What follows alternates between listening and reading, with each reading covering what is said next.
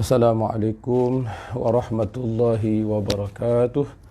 Bismillahirrahmanirrahim. Alhamdulillahi rabbil alamin. Wassalatu wassalamu ala asyrafil anbiya'i wal mursalin wa ala alihi wa sahbihi ajma'in. Qala rabbi shrah li sadri wa yassir li amri wahlul 'uqdatan min lisani yafqahu qawli. Rabbi yassir wa la tu'assir ya karim. Subhanaka la ilma lana illa ma 'allamtana innaka antal alimul hakim. Ya muallimal hikmah 'allimna ma jahilna wa zakkirna ma nusina. Wa la hawla wa la quwwata illa billahil aliyyil azim. Allahumma salli salatan kamilatan wa sallim salaman tamman ala sayyidina Muhammadin alladhi tanhallu bihi al-uqad wa tanfariju bihi al-kurab wa tuqda bihi al-hawaij wa tunalu bihi al-raghaib wa husnul khawatim wa yustasqa al-ghamamu bi wajhihi al-karim wa ala alihi wa sahbihi fi kulli lamhati wa nafasin bi adadi kulli ma'lumin lak. Allahumma salli وسلم على سيدنا محمد صاحب البشرى صلاة تبشرنا بها وأهلنا وأولادنا وجميع مشايخنا ومعلمينا وطلبتنا وطالباتنا من يوم هذا إلى يوم الآخرة. اللهم صل وسلم على سيدنا محمد كريم الآباء والأمهات. يا ربي صل عليه، يا ربي صل على محمد وافتح minal khairi kulla mughlaq. Alhamdulillah, syukur kepada Allah Subhanahu wa taala kerana pada pagi ini kita meneruskan bicara pagi dan muhasabah diri. Sebelumnya saya nak mengucapkan waalaikumsalam warahmatullahi wabarakatuh kepada Tuan Guru Syekh Saifuddin Abdul Rahman. Masya-Allah, jauh ni, wakah bau daripada Kelantan. Doakan hamba Tuan Guru Syekh Saifuddin, ya, pedang agama, anak kepada Allahyarham Tuan Guru Haji Abdul Rahman, ya, salah seorang Allahyarham yang mengajar kita hikam Ibnu Athaillah, ya, di Kelantan. Dia ni adalah merupakan salah seorang guru daripada, ya, guru yang belajar dengan, yang mengajar guru saya, itu abang ipar saya Tuan Guru Ustaz Abdul Rahman bin Jaafar. Ya, ketika dia belajar di Pondok Pasir Tumbuh, ya, masa tu naik basikal daripada Pasir Tumbuh nak pergi ke Wakah Baru. Bayangkan, ya, macam-macam. Kadang-kadang, ya, tayar pancit, kadang-kadang, ya, rantai putus. Ini orang dulu cari ilmu, bukan senang, ya, bukan mudah. Ini ilmu berada di keharibaan kita, depan mata kita. Orang dulu nak mengaji susah. Ya, Al-Fadhil Tuan Guru Ustaz Saifuddin, ya, lagi banyak pengalaman lah, dia lebih tahu, ya. Anak jati orang mengaji pondok. Jadi alhamdulillah kita menyambung sedikit perbicaraan tentang ayat yang masih lagi kita bincangkan, itu surah Ar-Rum ayat 41. Ya, soal tentang kerosakan. Ya, soal apa? Tentang kerosakan, kemusnahan yang berlaku di daratan dan di lautan secara khususnya, tidak lain kerana berpunca daripada akibat perbuatan yang tidak bertanggungjawab oleh manusia. Sebelum saya nak meneruskan, sedikit saya nak tanya, ya, tuan-tuan dan puan-puan muslimin dan muslimat, perasan tak bila kita baca Al-Quran, di manakah bermulanya Allah Ta'ala dalam Al-Quran tu? Di mana permulaan ayat, mana yang mula-mula kali yang menyentuh soal kebinasaan? Ya. Perasan tak? Kita buat teka-teki sikit. Siapa dia tahu dalam Quran itu ayat manakah yang mula-mula sekali kalau kita buka mulai daripada surah Al-Fatihah, ya, surah Al-Baqarah seterusnya, di manakah ayat yang mula-mula menyebut tentang kerosakan? Kalau kita baca Al-Fatihah 7 ayat, kita tidak akan dapati, ya, daripada 7 ayat itu yang menyebut tentang kerosakan, tidak ada. Tapi bila kita mula start baca surah Al-Baqarah, cuba perhatikan. Ya, cuba perhatikan. Ayat apakah yang pertama-tama Allah Ta'ala sebut berkaitan dengan kerosakan? Iaitulah pada ayat yang ke-11 dan ayat yang ke-12 surah Al-Baqarah. Ya, kalau boleh di sisi tuan-tuan dan puan-puan ayahanda bono ada Quran tafsiran pimpinan Ar-Rahman ke khususnya, tengok. Ya, dalam Quran, ya, kita buka di awal surah surah Al-Baqarah ayat yang ke-11 dan ayat yang ke-12. Inilah ayat yang mula-mula sekali Allah menyebut dalam Quran tentang kerosakan. Ya, iaitulah ayat yang berbunyi Bismillahirrahmanirrahim. Wa idza qila lahum la tufsidu fil ardi qalu innama nahnu muslihun. Ya, ala innahum humul mufsiduna walakin la yash'urun. Jelas. Dan apabila dikatakan bagi mereka itu al-munafiqin, sebab ayat ini bicara tentang ciri-ciri orang munafik. Mula-mula ya, Allah Ta'ala sebut tentang ciri orang yang beriman. Ya, kemudian orang yang kafir, yang ketiga tentang orang yang munafik. Tentang sifat-sifat orang beriman dan orang kafir tidak disebut panjang, tapi bila sampai pada bab orang munafik, Allah Ta'ala huraikan panjang lebar, banyak ayatnya. Inilah di antara ayat yang menceritakan tentang ciri-ciri orang yang munafik. Wa idza qila lahum la tufsidu fil ard. Dan apabila dikatakan bagi mereka itu munafiqin, la tufsidu fil ard, jangan kamu melakukan kerosakan di atas muka bumi. Tengok, la tufsidu ni, tengok. Ya, ayat yang pertama-tama sekali, dia awal-awal surah Fatihah, Allah Ta'ala sebut tentang soal kerosakan. Ya, la tufsidu fil ard, jangan kamu buat kebinasaan, jangan kamu buat kerosakan di atas muka bumi, kata Allah. Lamun nahyi, larangan, tegahan. La tufsidu, jangan kamu merosakkan muka bumi ini. Qalu, jawab, nescaya berkata mereka itu. Ya, nescaya berkata mereka itu orang munafikun, innama nahnu muslihun, hanya sesungguhnya kami ni buat yang baik-baik. Dia tak mengaku. Orang munafik dia tak mengaku.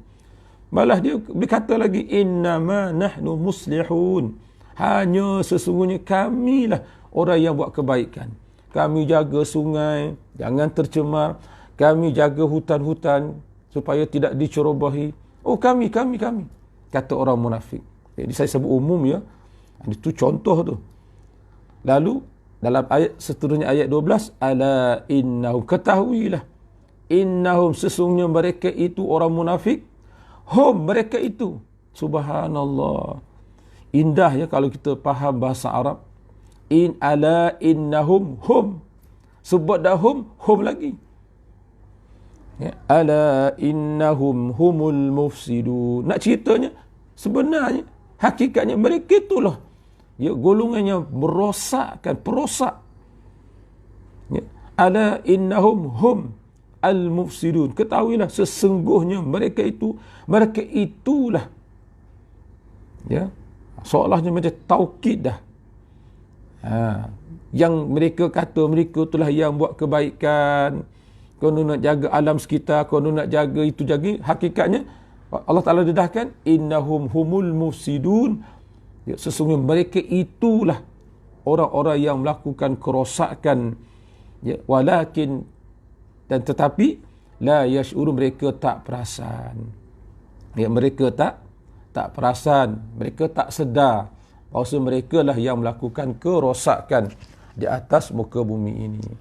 Itu sedikit informasi lah, info dan sedikit maklumat untuk pengetahuan kita bersama.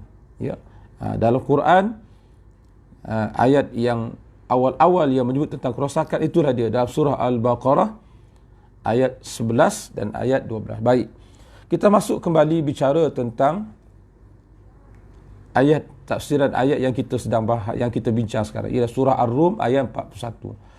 Ya, telah nyata kerosakan di daratan dan di lautan, Ya, dengan sebab apa yang telah diusulkan oleh tangan manusia, supaya Allah nak merasakan manusia itu sebahagian daripada apa yang mereka lakukan, agar mereka itu kembali kepada Allah. Menurut dalam tafsir Al-Qurtubi, semalam saya petik daripada kitab At-Tabari, ya. Menurut kitab At-Tafsir Qurtubi mengatakan apa? Fasad itu, ya, dia tafsirkan fasad itu dengan mana apa? Al-fasad asyirku. Tengok. Ya, al-fasad asyirku itu pandangan Qatadah dan Wasuddi. Menurut Imam Qurtubi dalam tafsirnya mengatakan al-fasad asyirku. Ya, yang dimaksudkan dengan kerosakan itu ialah kesyirikan. Ya. Wahwa syirik ini menyekutukan Allah. Syirik ini a'zamul fasad, ialah yang terlebih besar segala kerosakan. Tidak adalah di atas muka bumi ini, tidak ada di atas muka bumi ini kerosakan yang paling besar melainkan ialah syirik kepada Allah Subhanahu wa taala. Ya. Sebab kita semua disuruh supaya mengabdikan diri hanya kepada Allah. Jangan sekali-kali menyekutukan Allah. Bila seseorang itu menyekutukan Allah, bermakna dia telah melakukan kezaliman yang sangat besar kepada dirinya sendiri. Tidak adalah kezaliman yang paling besar, tidak adalah kerosakan yang paling besar, ialah melainkan kesyirikan. Ya, saya harap jelas. Ya. Jadi dalam tafsir Al-Qurtubi ketika mentafsirkan ayat ini, zaharal fasad. Fasad itu maksudnya apa? Iaitulah asyirku, kesyirikan. Sebab itu disebut dalam surah Luqman. Surah Luqman ayat 13. Wa idh qala Luqmanu libnihi wa huwa ya'idhuhu ya bunayya la tusyrik billah inna syirka la zulmun azim. Ketika mana Luqmanul Hakim berkata kepada anaknya dalam keadaan dalam keadaan dia memberi nasihat kepada anak dia. Ini pun kita patut contohi, ya, sebagai ibu bapa, sebagai ketua keluarga. Kita sangat cemburu dalam bab akidah ni terhadap anak-anak kita. Ya, kita kena prihatin soal keimanan akidah anak-anak kita. Tengok, wa idh qala Luqmanu libnihi wa huwa ya'idhuhu ya bunayya, wahai anakku. Ya, bunayya ni kalau bahasa kita panggilan yang manja lah seorang ayah kepada anak dia. Kita lah bila nak bercakap dengan anak kita, apa perkataan yang sangat manja bila kita gunakan untuk memanggil anak kita bila bercakap dengan anak kita. Ikutlah apa-apa bahasa pun.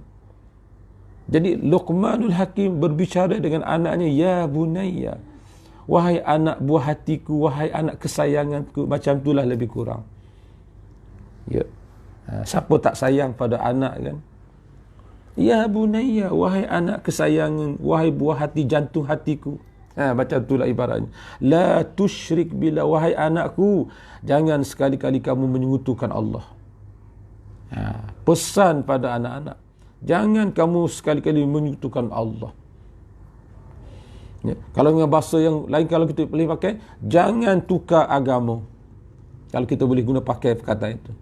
Walau sesusah apapun kamu, walau sesempit apapun kamu, walau sebesar mana pun ujian kamu, jangan, jaga akidah, jaga iman.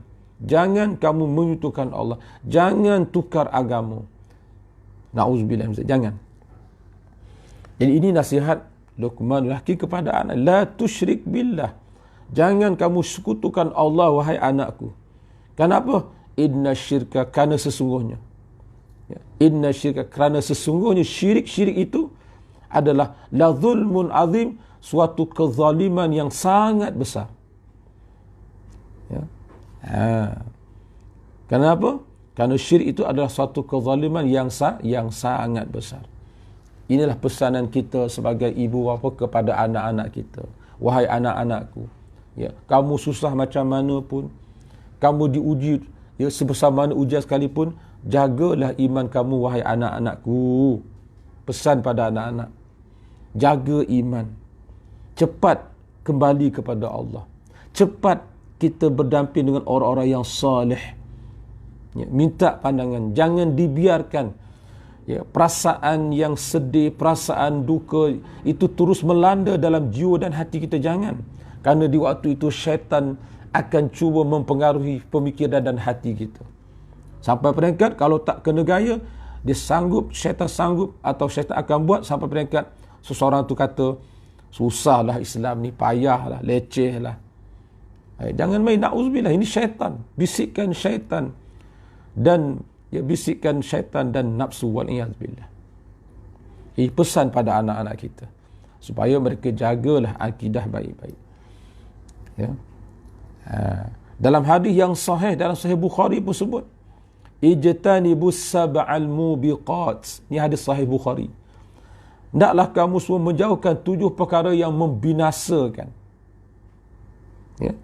Rasulullah bersabda dalam hadis yang sahih, dalam Sahih Bukhari, ijtanibus sab'al mubiqat. Hendaklah kamu menjauhkan 7 perkara yang membinasakan.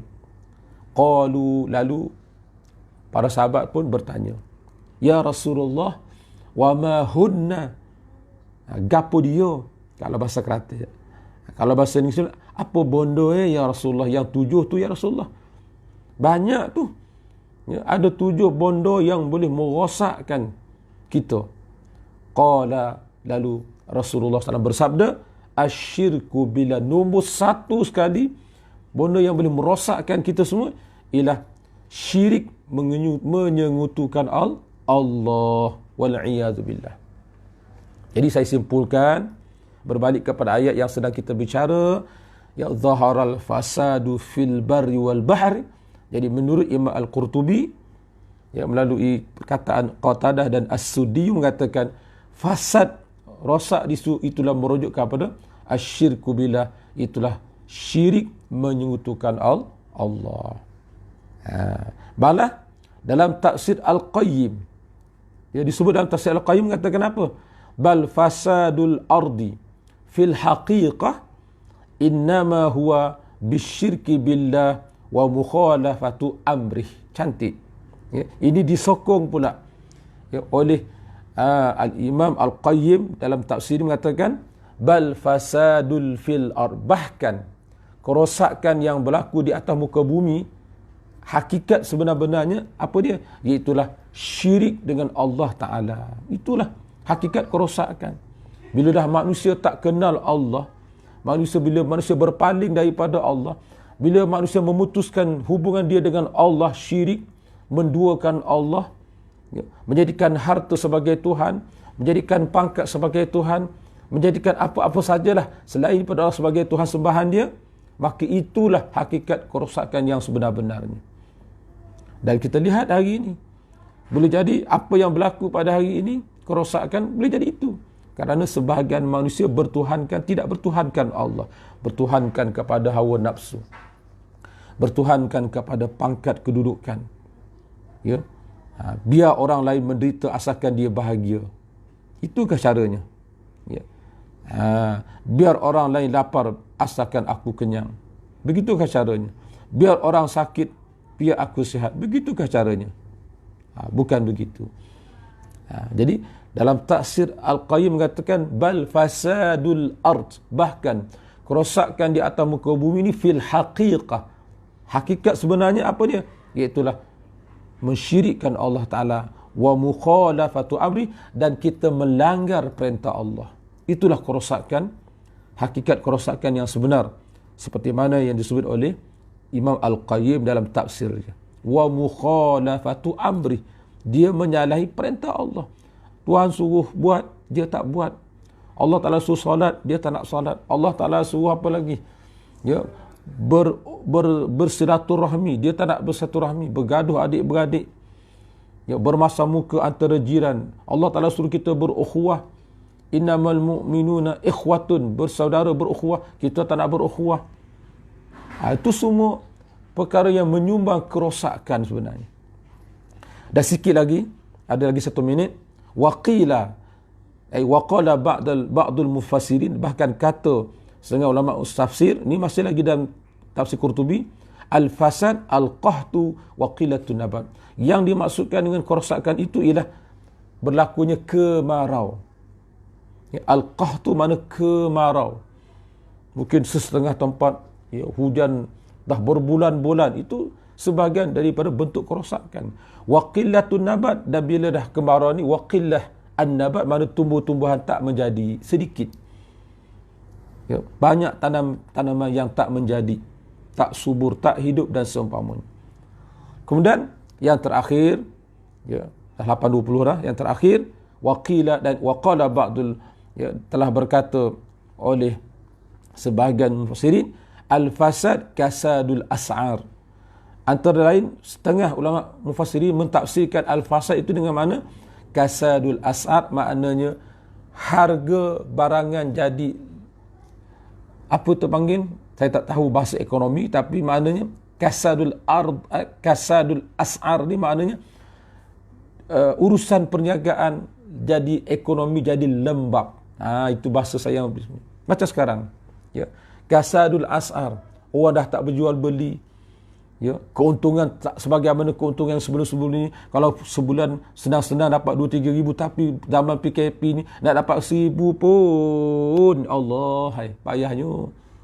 Ini katakan setengah daripada kerosakan, bentuk kerosakan. Kasadul as'ar ay rakadat.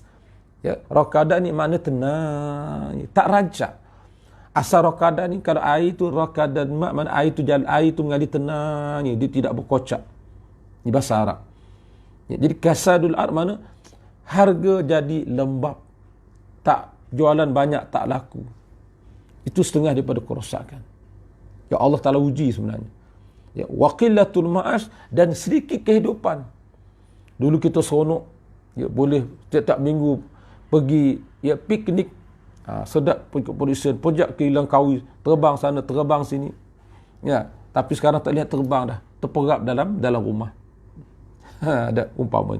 Kemudian sikit lagi, ya, dalam tafsir Al-Iji mengatakan apa? Ni yang kita berhadapan sekarang ni. Wa kathratul waba. Yang dimaksudkan fasad itu apa ni? Kathratul waba, mana banyaknya wabak penyakit sebagaimana yang sedang kita hadapi. Disebut dalam tafsir Al-Iji. Apa dia al-wabak tu? Al-maradul 'am, iaitulah penyakit yang umum. Bukan kita di Malaysia ni saja, bukan di Kuala Lumpur ni saja, malah di Selangor pun ada, Melaka pun ada. Sekarang ni Selangor, ya, nampaknya mendahului negeri-negeri lain lah di segi ranking tingginya kes, ya, kes harian, masya-Allah. Ya, kita doa mudah-mudahan Allah Taala angkat segeralah, ya, wabaknya. Dan terakhir, ya, dalam tafsir Al-Mawardi, ya, disebut al-fasad tu arba'atu aqawil. Ya. Kata Al-Mawardi, rosak ni dia ada 4 pendapat. Saya tak bawa 4 lah, saya buat 1 saja. Daripada 4 tu yang saya bawa yang salah satu daripada 4 perkataan, 4 pendapat. Ya. Fil fasad, pada kata fasad itu, kata Al-Mawardi, arba'atu aqawil, ada 4 pandangan ulama. Maka salah satunya ahaduha, salah satu daripada pandangan ulama tentang kerosakan itu apa dia? Anna zuhural fasad, bahawasanya nyata timbul kerosakan itu, ulatusu, minta maaf cakap, ialah pemimpin-pemimpin yang tidak baik. Itu pun, iaitu salah satu daripada bentuk-bentuk kerosakan di atas muka bumi dan di lautan. Ya, siapa sebut? Disebut dalam tafsir Al-Mawardi. Ya, ahaduha, salah satu daripada 4 pandangan ulama, apa dia? Anna zuhural fasadi, bahawasanya nyata timbulnya kerosakan di daratan jatun, apa dia? Ulatusu, kerana kewujudan, ya, pemimpin-pemimpin yang tidak baik. Ya, faham-fahamlah pemimpin tidak baik ni yang tak bertanggungjawab, yang bertingkah diri sendiri dan seumpamanya, sehingga, ya, orang awam masyarakat jadi merana dan seumpamanya. Jadi saya tinggalkan, ya, dahulu. InsyaAllah di lain waktu, di hari, insyaAllah kita akan sambung lagi. Wallahu a'lam. Mohon maaf sebanyak-banyaknya daripada tuan-tuan muslimin dan muslimat. Mudah-mudahan ada kebaikan kepada kita bersama.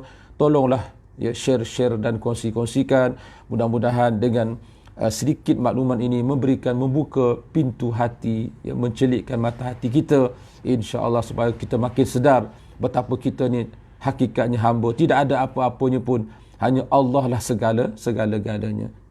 Oleh kerana itu kita naklah kembali kepada Allah. Insya-Allah Allah Taala akan tolong kita. In tansurullaha yansurkumullah. Kalau sekiranya kamu tolong Allah, tolong agama Allah, macam sekarang saya ni, saya tolong cara saya. Orang ada ilmu, dia kongsi ilmunya untuk agama Allah. Orang yang ada harta, dia kongsi hartanya untuk membantu agama Allah. Orang yang apa lagi, tak kisahlah apa pun, ya, gunakan apa yang Allah Ta'ala beri kepada ni untuk kita bantu agama Allah. In tansurullah, kalau kamu tolong agama Allah, yansurkum, pasti Allah Ta'ala akan tolong kamu. Ya, saya ada sikit sebanyak diperilmukan oleh Allah, saya sampaikan.